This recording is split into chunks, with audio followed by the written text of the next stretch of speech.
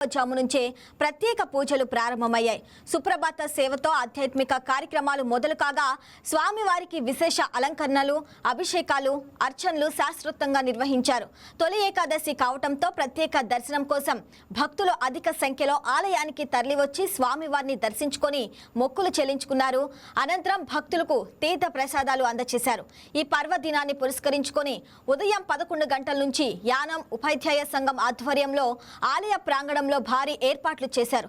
సుమారు 1500 మంది భక్తులకు మహా అన్న సమారాధన కార్యక్రమం ఘనంగా నిర్వహించారు. దాతల సహకారంతో కేవలం తొలి ఏకాదశికే కాకుండా ప్రతి శనివారం ఆలయంలో అన్న సమారాధన కార్యక్రమాన్ని నిరంతరం నిర్వహిస్తున్నట్లు ఆలయ అర్చకులు తెలిపారు.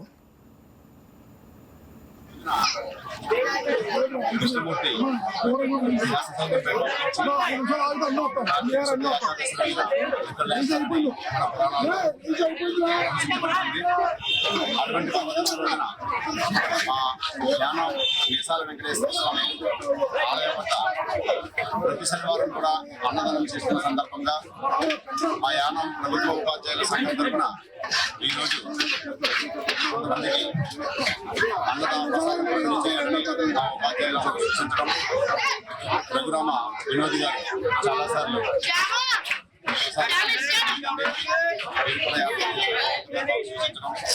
ఆయన సూచనలు అనుసరించి కొంతమంది ఉపాధ్యాయులు వ్యక్తిగతంగా కూడా ప్రతివాదం కొంత మొత్తాన్ని సమకూరుస్తున్నారు. ప్రసాదానికి అలా కాకుండా పూర్తిగా మనమే స్వచ్ఛంగా భరించి కార్యక్రమం ఏర్పాటు చేయాలని సంకల్పం జరిగింది. ఆ విధంగా వేలాది మంది భక్తులు స్వామివారిని దర్శించుకుని అన్నప్రసాదం స్వీకరించారు. పర్వదినం రోజు మా ఉపాధ్యాయ సంఘానికి ఈ అవకాశం సాక్షాత్ మేము ధన్యవాదాలు తెలియజేసుకుంటున్నాం. శ్రీ వెంకటేశ్వర స్వామి తొలి ఏకాదశి సందర్భంగా ఉదయం 4 గంటల నుంచి సుప్రభాతం నుంచి ఈ రోజు సాయంత్రం మధ్యాహ్నం 1 గంటల వరకు చాలా చక్కగా పూలని కార్యక్రమాలు జరిగినాయి.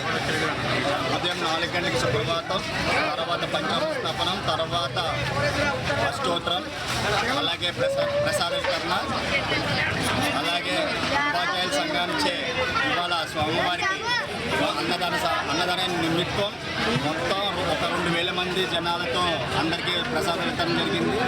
అలాగే ఇవాళ ఎప్పుడు నాకు తెలిసిన తర్వాత ఎప్పుడూ తెలియకుండానే నాకు ఒక 10,000 మంది జనాలు స్వామిని దర్శించుకున్నారు. ఇది ఒక అభివృద్ధి.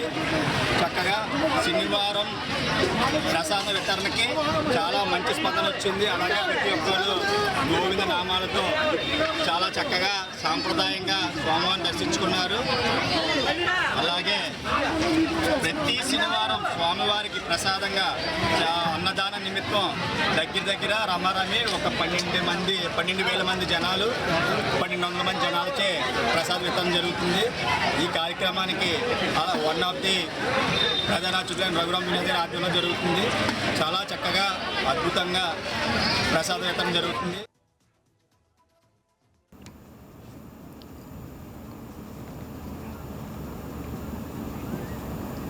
నంద్యాల జిల్లా నందికొట్కూరు మండలం పరిధిలోని బొల్లవరం గ్రామంలో వెలిసిన ప్రసిద్ధ శ్రీదేవి భూదేవి సమేత వెంకటేశ్వర స్వామివారి ఆలయంలో తొలి ఏకాదశి వేడుకలు అత్యంత వైభవంగా జరిగాయి.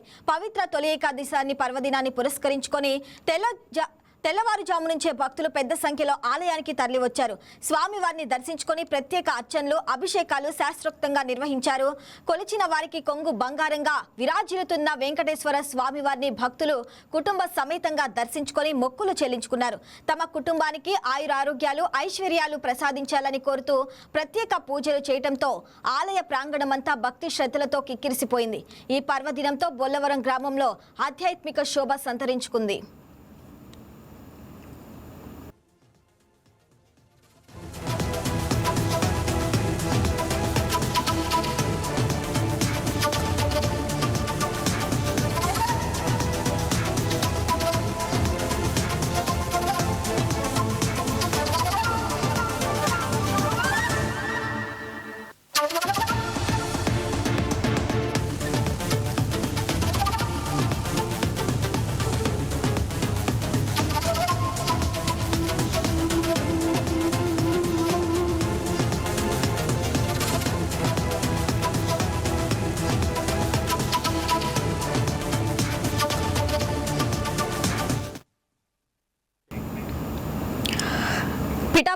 జగ్గయ్య చెరువు వద్ద ఆషాఢ మాసం తొలి ఏకాదశి ఏకలవ్య మహారాజ్ జన్మదిన వేడుకలను ఎరుకుల సంక్షేమ సంఘం ఆధ్వర్యంలో అత్యంత ఘనంగా నిర్వహించారు.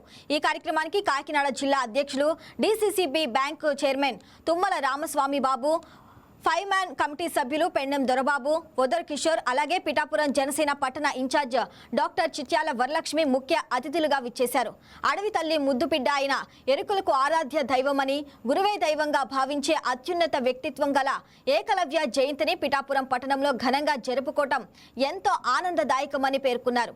ఈ సందర్భంగా ఎరుకుల సంక్షేమ సంఘం ఆధ్వర్యంలో కమిటీ భవనం ఏర్పాటు చేయాలని కోరుతూ అతిథులకు వినతి పత్రం అందజేశారు. గారి యొక్క జయంతి సందర్భంగా పిఠాపురం పట్టణంలో ఉన్నటువంటి ఏకలవ్య కుటుంబానికి సంబంధించినటువంటి వంశీకులు, అలాగే వారిని ఆరాధించి వారిని ప్రేమించేటువంటి జిల్లాలో ఉన్నటువంటి అనేక మంది ఇక్కడికి రావడం జరిగింది. మరి ఏకలవ్యుడి గురించి వారి గురించి చెప్పుకోవాలంటే ఎంత చెప్పుకున్నా తక్కువే. మరి వారికి ఆ రోజుల్లో విల్లు విద్య అంటే మహారాజులు, యువరాజులు నేర్చుకోవాలి. మిగతా కులాల వారు ఎవరు కూడా విల్లు విద్య నేర్చుకోకూడనటువంటి పరిస్థితులు ఆ రోజు. అటువంటి సందర్భంలో ఈ ఏకలవ్య మహారాజు గారు మరి ప్రముఖ ప్రసిద్ధిగాంచినటువంటి ద్రోణాచార్యులు అంటే రాజరకపు బిడ్డలందరికీ కూడా మరి విల్లు విద్యని నేర్పించడంలో ఆరుతేరినటువంటి గురువు ద్రోణాచార్యులు గారు. వారి దగ్గరికి వెళ్లి ఏకలవ్యులు నాకు విల్లు విద్య నేర్పమని అడిగినప్పుడు అక్కడ మీకు నేర్పడం కుదరదు అని అన్న పరిస్థితుల్లో పట్టుదలకి ఈయన విల్లు విద్య నేర్చుకుని మరి ఎంతో నేర్పరితనంతో ఎంతో గురువుల యొక్క శిక్షణ తీసుకున్నటువంటి విల్లుని ఎలా ప్రదర్శిస్తారో దానికి ధీటుగా ఏకలవ్య వారు విల్లు ప్రదర్శించడం చూసి ఎప్పుడైనా ఏకలవ్యుడితో మనకు ప్రమాదం ఉంది, ఇతను విల్లు విద్యలో మరి మహారాజులను కూడా మించిపోతా ఉన్నటువంటి దాని మీద ద్రోణారాజు గారికి కొంతమంది పెద్దలు ఒత్తిడి తెచ్చి మరి ఎట్టి పరిస్థితుల్లో మరి నీ దగ్గరికి గురువు వందనం స్వీకరించడానికి ఏకలవ్యుడు వచ్చినప్పుడు ఖచ్చితంగా అతన్ని బటనవేళ్లు తీసుకోవాలని ఆజ్ఞాపించినప్పుడు తప్పని పరిస్థితుల్లో ద్రోణాచార్యులు గారికి తెలుసు అది తప్పని. అయినప్పటికీ ఒత్తిడి వల్ల ఆయన బటనవేలు అడగడం జరిగింది. బటనవేలు లేకపోతే విల్లు సరిగా ప్రదర్శించలేరని. అప్పుడు ఏకలవ్యుడు ఇచ్చిన మాట కోసం ఆయన దగ్గర నేర్చుకున్నాడు. ఆయన నేర్పించలేదు. నేర్పించకపోయినా పట్టుదలతో తీసుకుని గురు దక్షిణగా బటలవేలు తృణపాయంగా ఇచ్చినటువంటి శిష్యుడు.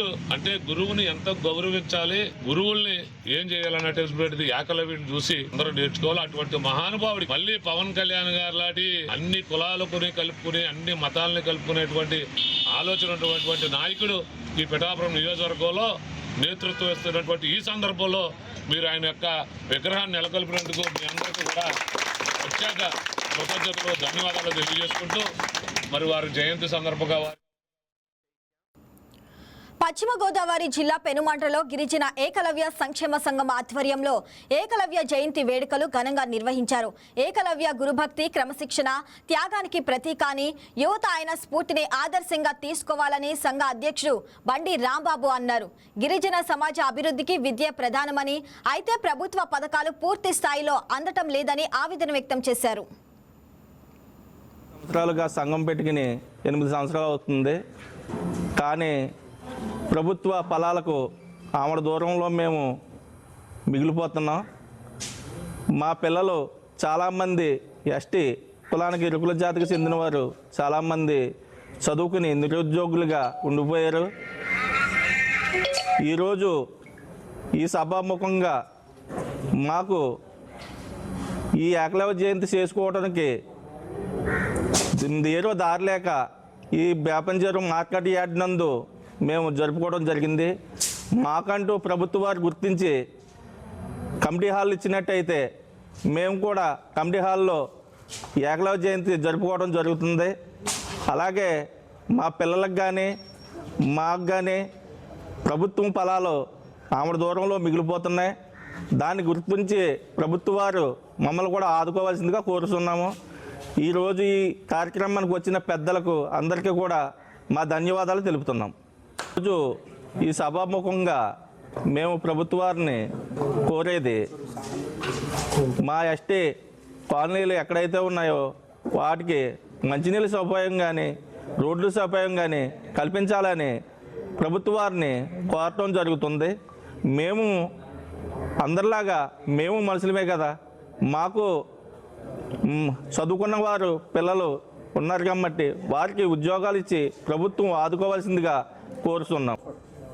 మాకు హక్కులు ఉన్నాయి కదా, మేము అందరిలాంటి వాళ్ళమే కదా మమ్మల్ని ప్రభుత్వాలు మార్కాపురం జిల్లా ఎర్రగొండపాలెం మండలం నల్లమల్ల అటవీ ప్రాంతంలో వెలిసిన ప్రసిద్ధ పాలంక వీరభద్రస్వామి తిరునాళ్లు తొలి ఏకాదశి సందర్భంగా అత్యంత భక్తి శ్రద్ధల మధ్య కొనసాగుతున్నాయి. పవిత్ర తొలి ఏకాదశిని పురస్కరించుకొని వీరభద్రస్వామి ఆలయం భక్తులతో కిక్కిరిసిపోయింది. తెల్లవారుజాము నుంచే నలుమూల నుంచి వేలాదిగా తరలివచ్చిన భక్తులు స్వామివారిని దర్శించుకొని ప్రత్యేక పూజలు అభిషేకాలు నిర్వహించారు.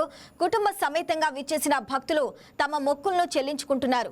భక్తుల భారీ రద్దీని దృష్టిలో ఉంచుకొని అధికారులు తగిన ఏర్పాట్లు చేశారు. ఎలాంటి అవాంఛనీయ ఘటనలు జరగకుండా పోలీసులు అటవీ శాఖ అధికారులు సంయుక్తంగా పటిష్ట భద్రతా చర్యలు చేపట్టారు. అటవీ మార్గంలో వాహనాల రాకపోకలను నియంత్రిస్తూ ఎప్పటికప్పుడు పర్యవేక్షిస్తున్నారు. తిరణాలకు వచ్చే భక్తులు అటవీ శాఖ అధికారులు సూచనలు తూచా తప్పకుండా పాటించాలని, అడవిలో ప్లాస్టిక్ వినియోగాన్ని పూర్తిగా మానివేసి పర్యావరణ పరిశుభ్రతను కాపాడాలని అధికారులు విజ్ఞప్తి చేశారు.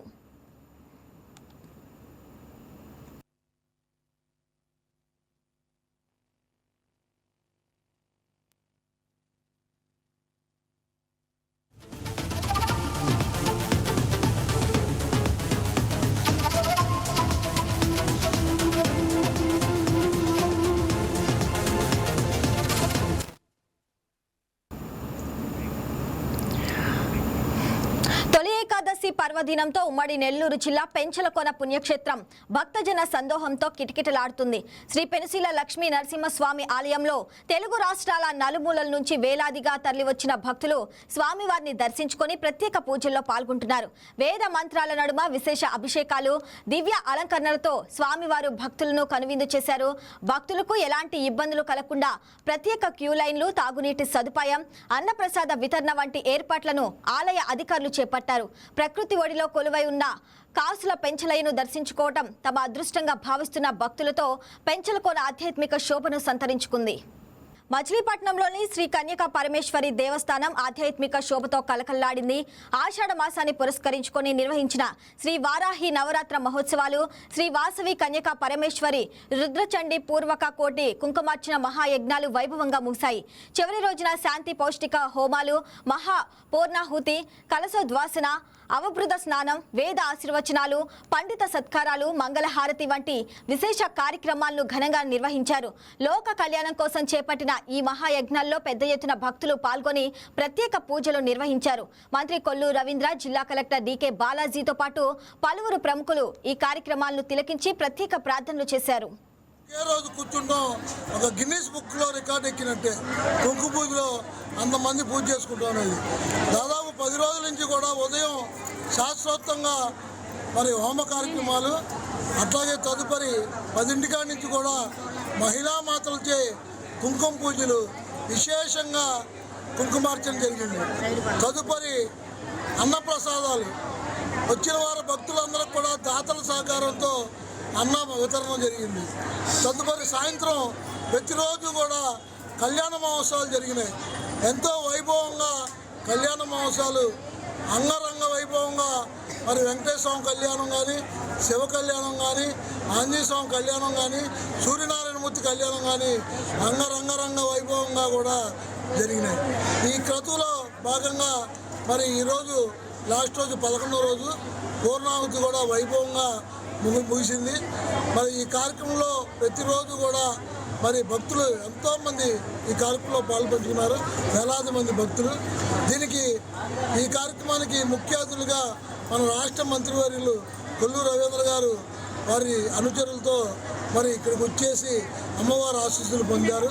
ఆయన వస్తూ కూడా మన రాష్ట్రం బాగుండాలి, మచిలీపట్నం బాగుండాలి, జిల్లా బాగుండాలి, మచిలీపట్నం ప్రజలందరికీ కూడా కోర్టు వచ్చి ఉద్యోగ అవకాశాలు రావాలని చెప్పి కూడా ఆయన నమస్కారం పెట్టుకోవడం జరిగింది. మన మచిలీపట్నంలో కన్నీ విని ఎరిగినటువంటిగా ఈ కోటి కుంకుమార్చన ఆషాఢ మాసంలో వారాహి మాసం జరగడం చాలా చాలా అద్భుతంగా జరిగిందండి.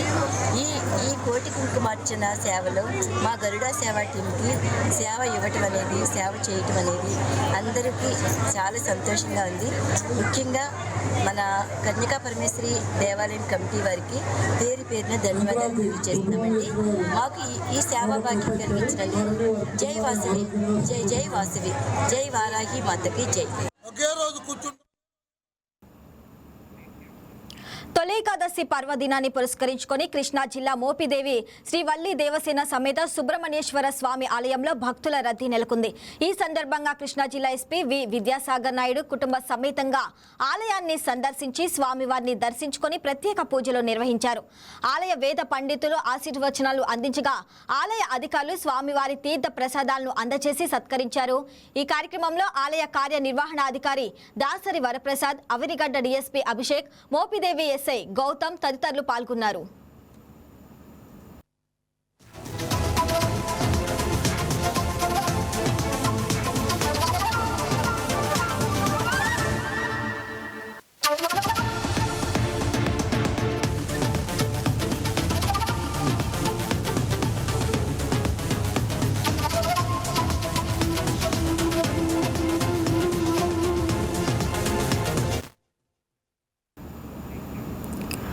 ఆషాఢ మాసం తొలి ఏకాదశి అమ్మవారి నామస్మరణతో కృష్ణా జిల్లా నాగాయిలంక భక్తి పారవశ్యంతో నిండిపోయింది. శ్రీరామ పాదక్షేత్రం ఆవరణలో కొలువై ఉన్న శ్రీ కనక దుర్గమ్మను లక్ష గాజులతో ప్రత్యేకంగా అలంకరించి విశేష పూజలు నిర్వహించారు.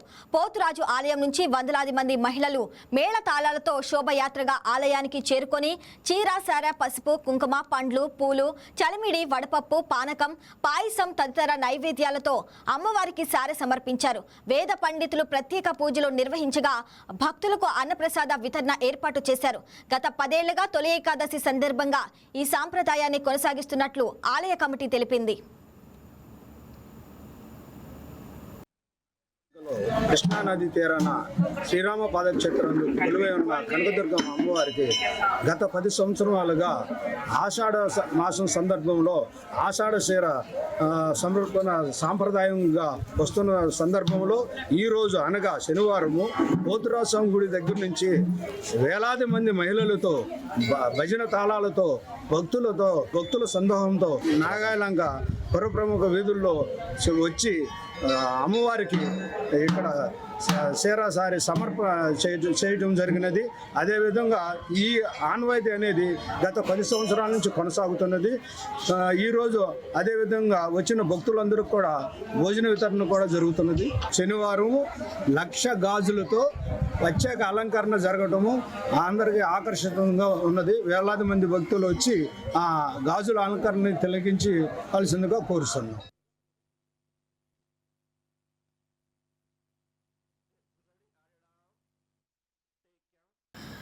అవనిగడ్డ నియోజకవర్గ టీడీపీ ఇన్ఛార్జిగా ప్రముఖ పారిశ్రామికవేత్త విక్కుర్తి వెంకట శ్రీనివాసరావు నియామకంతో నియోజకవర్గంలో సంబరాలు అంబరాన్నంటాయి. నాగాయిలంకలో టీడీపీ మండల అధ్యక్షుడు మెండు లక్ష్మణరావు ఆధ్వర్యంలో నాయకులు, కార్యకర్తలు బాణసంచా కాల్చి స్వీట్లు పంచుకొని ఆనందం వ్యక్తం చేశారు. ప్రజలకు అందుబాటులో ఉంటూ సేవా కార్యక్రమాలు నిర్వహిస్తున్న విక్కుర్తి శ్రీనివాస్ను పార్టీ అధిష్టానం గుర్తించి కీలక బాధ్యతలు అప్పగించడం సంతోషకరమని టీడీపీ జెడ్పీటీసీ కన్నా నాగరాజు అన్నారు. ఈ కార్యక్రమంలో పలువురు టీడీపీ నాయకులు, కార్యకర్తలు పాల్గొన్నారు.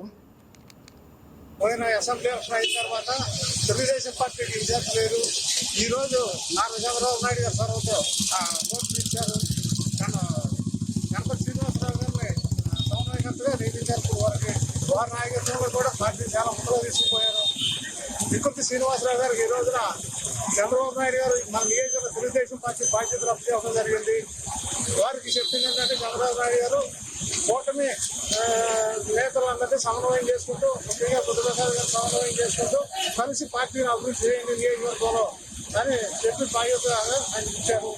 అట్లాగే శ్రీనివాసరావు గారు కూడా శ్రీనివాసరావు గారు కూడా సమన్వయం చేసుకుంటూ రాజకీయంగా ముందుకుపోతారని, అందంగా అభివృద్ధి చెందుతారని కోరుకుంటూ ఈ నియోజకవర్గంలో తెలుగుదేశం పార్టీని ముందుకు తీసుకెళ్లి కార్యకర్తలకు అండగా ఉండాలని శ్రీనివాసరావు గారిని కోరుకుంటున్నాం.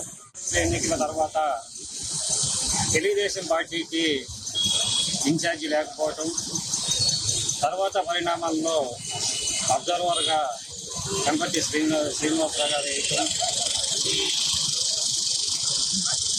ప్రజెంట్ ఇన్ఛార్జి లేకపోవటం వల్ల తెలుగుదేశం పార్టీ కార్యకర్తలు చాలా ఇబ్బంది పడ్డారు. ఆ ఇబ్బంది తరుణంలో గణపతి శ్రీనివాసరావు గారిని అబ్జర్వర్గా చేసి ఒక నమ్మకం అనేది తీసుకొచ్చి ఈరోజు పూర్తి ఇన్ఛార్జ్ బాధ్యతలు గణపతి శ్రీనివాసరావు గారికి, విక్కుర్తి శ్రీనివాసరావు గారికి ఇవ్వటం వల్ల తెలుగుదేశం పార్టీ కార్యకర్తలు కానివ్వండి, నాయకులు కానీ ఒక నమ్మకం అనేది కుదిరిందని ఈ సందర్భంగా తెలియపరుచుకుంటూ విద్యుత్ శ్రీనివాసరావు గారు అందరినీ సమన్వయంతో కలిసిపోయి పార్టీని మరింత బలోపేతం చేసే విధంగా కృషి చేయాలని కోరుతున్నాను.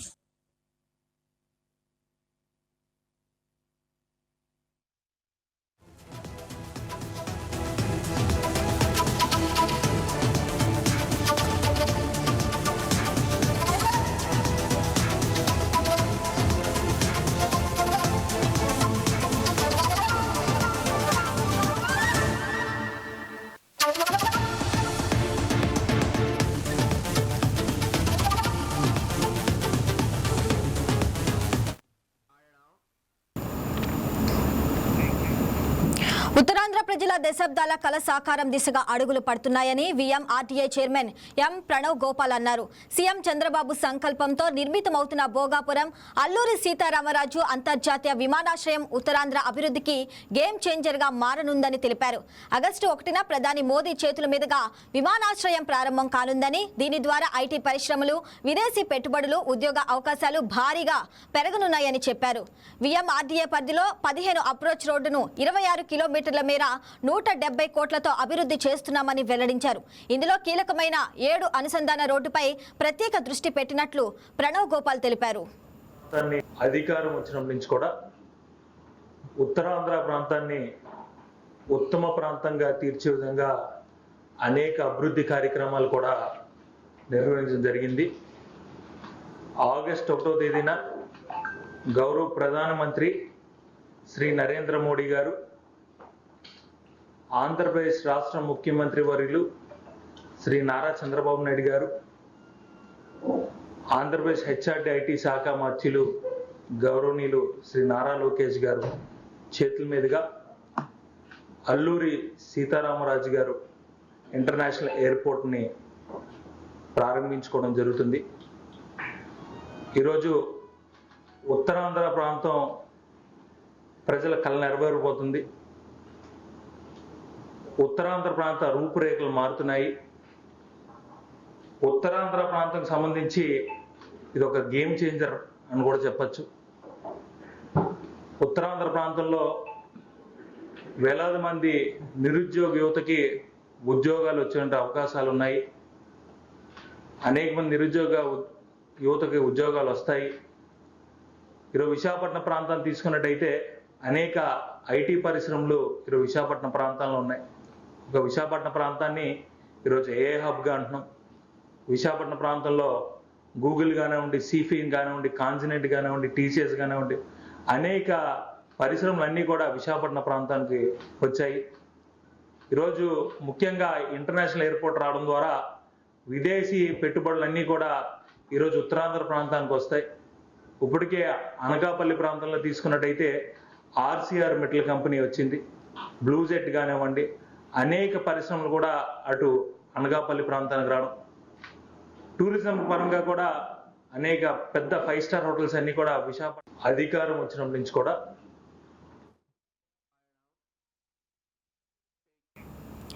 తొలి ఏకాదశి పర్వదినం సందర్భంగా పిడుగురాళ్లలో భక్తి శ్రద్ధలు వెల్లివిరిశాయి.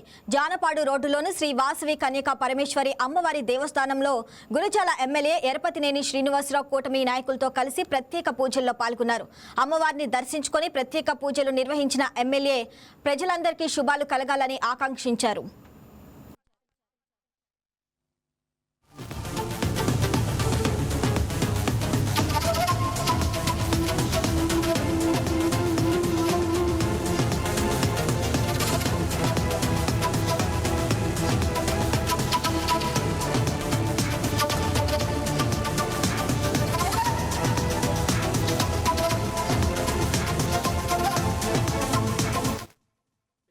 బంగారం బ్యాంకులో ఉంటే అది మీ అప్పు, అదే శివా గోల్డ్ కంపెనీకి తీసుకొస్తే అది మీ పెట్టుబడి. తాకట్లో ఉన్న మీ బంగారాన్ని మేము విడిపించి ఈ రోజు మార్కెట్ ధర కొని స్పాట్లో మీ నగదు మీకు అందిస్తాం. ప్రతి నెల వడ్డీలు కట్టడం లాభమా లేదా ఇలా చేయడం లాభమా మీరే ఆలోచించుకోండి. శివా గోల్డ్ కంపెనీ, అప్పులేని ఆనందకరమైన రేపటికి సరికొత్త మార్గం. జస్ట్ ఒక కాల్ చేయండి. తాకట్లో ఉన్న మీ బంగారాన్ని విడిపించి ఈ రోజు మార్కెట్ రేట్కే కొనబడును.